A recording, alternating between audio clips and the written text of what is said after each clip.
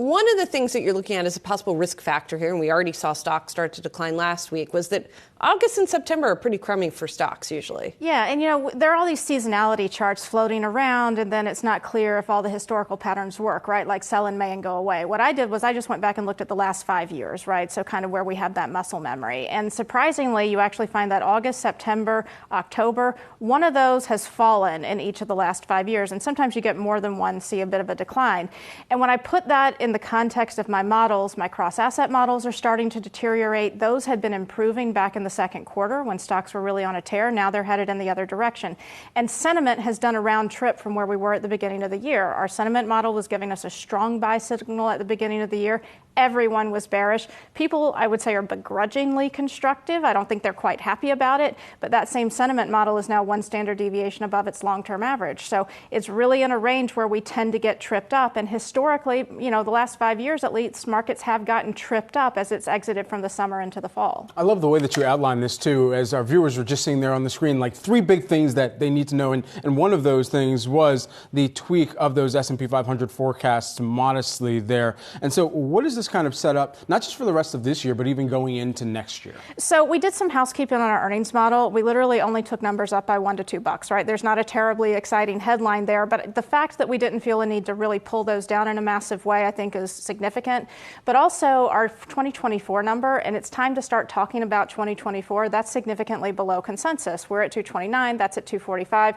The big thing we're seeing in the numbers is that moderating inflation is a drag on revenues. We've also got a little bit of margin contraction baked in for next year. So it's not a terrible earnings outlook, but we do think the street is too high and we need to see those numbers cleaned up. And on the flip side, you think GDP outlooks for 2024 may be a little too low if you're just looking at stocks and what they're pricing in right now, right? Well, yeah, so what we did, we have all these different charts. I mean, this is a 200-page chart book. But one of the things we've noticed is that if we look at stock prices against earnings or stock prices against various economic data points, like jobless claims, for example, the stock market is already baking in a recovery in the labor market and a recovery in earnings growth next year. And that's fine. It tells me the stock market has rallied for good reasons and is very forward-looking. The problem I have is I'm also tracking GDP forecasts really closely, and while those have moved up a little bit over the last month or two for 2023, the growth rate that's implied hasn't been moving up for 2024. So we're pulling up the 2023 numbers. The 2024 number is drifting down just a teeny tiny bit, which is telling me that we're just not getting enough incremental excitement on that 2024 thesis. We deserve to be where we are, but do we have, enough coming to really get the market incrementally excited from here from an economic perspective? I'm just not seeing it yet. Maybe I'll get it later this year, but not right now. 2024 is also an election year, too. When you think about if there's going to be any type of resounding catalyst that plays into some of the forecasts that you've laid out, what would it be? So look, I think the political backdrop is an element of uncertainty right now. Hands down. And it's funny because I keep having client meetings, especially with international investors, and they're like, when are we going to start talking about the 2024 election? I'm like, well, you're my 5th meeting today where people have asked me about it. So it's starting now. People are starting to care. And I wouldn't say it's a robust policy discussion right now. We haven't even gotten to that point. People are pondering who are the candidates actually going to be. I have people asking me if there are any viable contenders to Biden. Again, that's coming a lot from international investors. I don't think people really know what to make of what's going on the Republican side, but I can tell you that most investors do not want a Biden-Trump matchup, and that looks like what we're headed for right now. So that is causing a lot of head scratching, and I think people feel like we're in uncharted waters. And so what is that going to do to markets? I just don't think it's clear right now. Well, and there's a lot of history to look at, obviously, when it comes to presidential election years. You can look at what happens in presidential election years regardless. You can look at what happens if the person wins, is match, if there's one party in the House, one in the Senate, one in the presidential seat, and what all of that does. Do those, because I know we always say, is this time different? Is it not different? It's weird, right? Let's be honest here. We've got a guy running for president who's been indicted 3 times. So, can you even apply those models? I think that's fair. And, I will tell you that the current year that we're in, year 3 of the election cycle, tends to be a pretty strong year. It's one of the models we use in our targeting process and told us that we should have moved to kind of that 4,400, 4,500 range, which is where we did. And then we topped out after we got a little bit above it.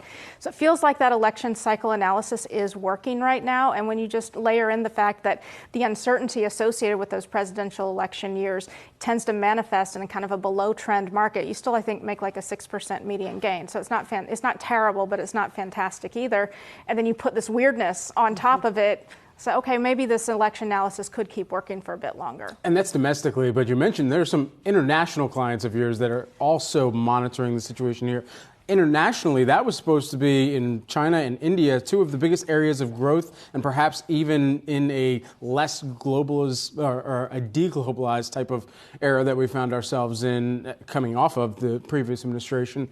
Now there's a question of, all right, where does that growth actually lead towards some of the growth for U.S.-based companies as well that have kind of set forth their international ambitions? Right. So I think, when I was coming up in the business, right, in kind of the 2000s, it was all about global growth. I used to call it the gospel of global growth. The global growth is good.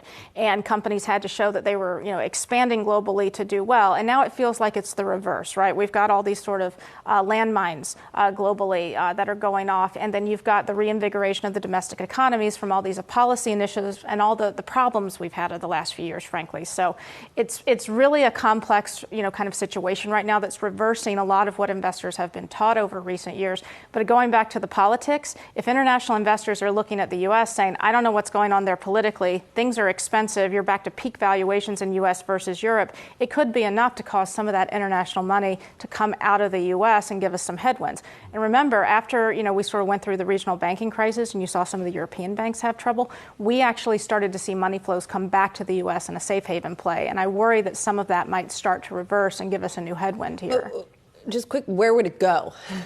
Well, you're starting to see the money really go into Japan. And I don't cover Japan, so I'm certainly not an expert on that market, but I will tell you a lot of my global investors are bringing that up as an alternative, and you see it in the funds flow data. You're also seeing that the European outflows that we saw really manifest in the second quarter are stabilizing, so that might be starting to reverse a little bit soon.